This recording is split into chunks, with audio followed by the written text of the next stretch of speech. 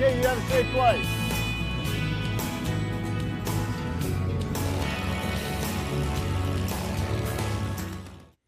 The United States is overpopulated, not by man, but man's best friend. And we have been mistreating our best friends for a long, long time. 70% of dogs that enter shelters in the southern part of the United States, just the southern part, are euthanized.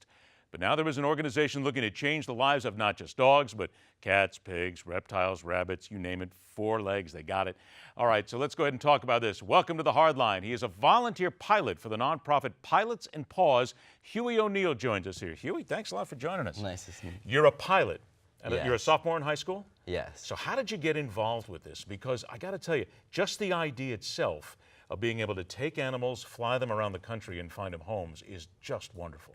Well, one of my friends rescued a dog from an organization in Southeast Florida, and I was looking for ways that I could help this organization, and I stumbled upon Pilots N Paws through actually a Google search for fun ways to build hours. So you were looking to do something like Yes. this. You had to go out and find it.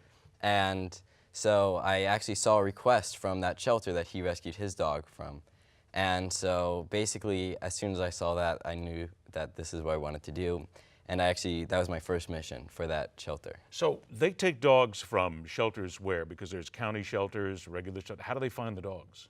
The rescue shelters themselves will post that they need their dogs out, and they'll coordinate with shelters that have available space. And then through that, they'll post requests for pilots to come fly from shelter A and bring them to non-kill shelter B or forever home, foster family, you name it, and we'll bring the dog, cat, turtle, anything from A to B to save that animal. So if the animal's in, let's say, Miami, can somebody in Seattle, Washington look for the dog, or will they fly that far, or is it mainly just the South? I believe primarily Southeast is where most of it happens. However, the organization is nationwide.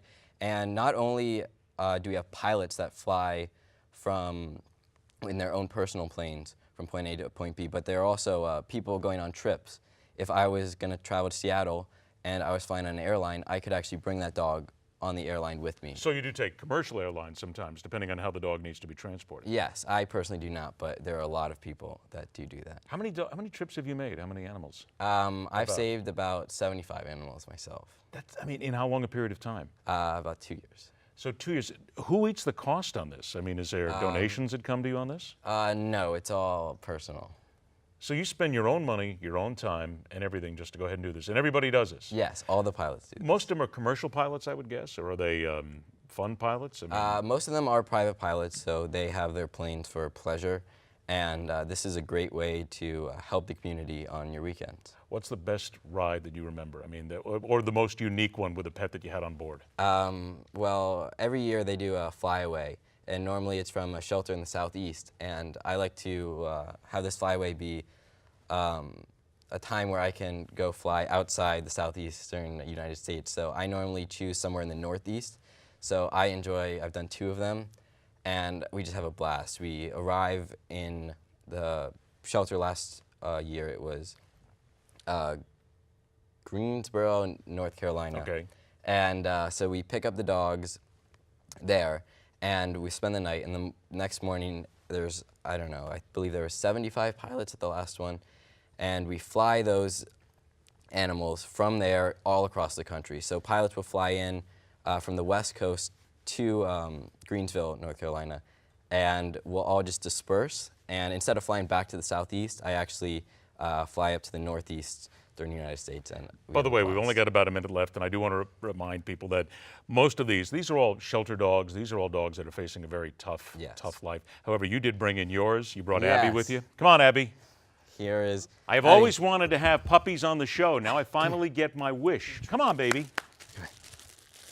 And we will tell people that next time this happens, my Norwegian elk hound and my beagle may be part of this. But Abby was nice enough. Come on, honey.